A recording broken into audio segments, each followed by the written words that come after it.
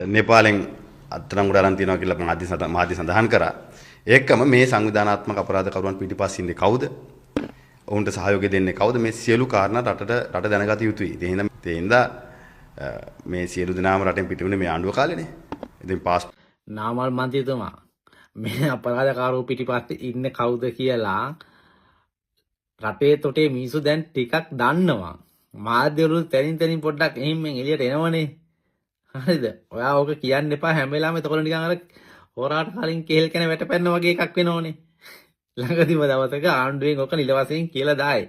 පොඩ්ඩක් ඉන්න එතකන්. හරිද? ඔයත් අර 30 කුට්ටියත් එක්ක ඉඳලා මොලේ කොරෝලු වෙලාද ඔයද? හරිද? මේ සියලු දෙනාම රටෙන් පිට වුණේ මේ ආණ්ඩුව කාලේනේ. ඕකුම් මේ ආණ්ඩුව තියෙන නිසා ගියා.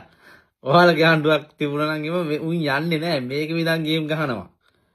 ඈ මොකද ඉතින් පාතාලේ පෝෂණය වුණේ ඔයාලගේ ආණ්ඩු කාලේනේ.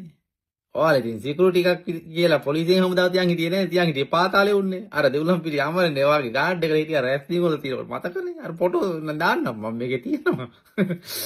ඈ ඔය මොකක් හරි දෙයක් හොඳ දෙයක් අහු වෙනකොටම ඔයා කොහෙන් හරි පැනලා අර 30 කුට්ටිය වගේ නානවා. අනේ මන්ද ඉතින් කොච්චර කිව්වත් ඔයා අහන්නේ නෑනේ. ආදරයට අප්පා කියන්නේ පොඩ්ඩක් තේරුම් ගන්නකෝ. අපි කැමති තරුණෙක් විදියට ඔයා හොඳ මිනිස්සෙක් කියලා. දැන් නම් වාගේ වැරදි ගොඩක් තියෙනවා. මං කියන්නේ හොඳ මිනිස්සෙක් කියලා මේ රට බාර අරගෙන හොඳට දෙයක් කරනවා නම් අර තාත්තලා බාපලාට කරාට වඩා හොඳට කරනවා නම් කැමති. ඒකයි මේ කියන්නේ හදාගන්න. වැරදි තියෙනවා. 30 කුට්ටියයි ජෝන්ස්ටල්ලා වගේ උන් එක්ක හිටියොත් නම් අර සංචේතිවන්ලා වගේ උන් එක්ක ජීවිතේට කොට එන්න නම් හම්බෙන්නේ නැහැ. ආ ඉතින් වලේම තමයි.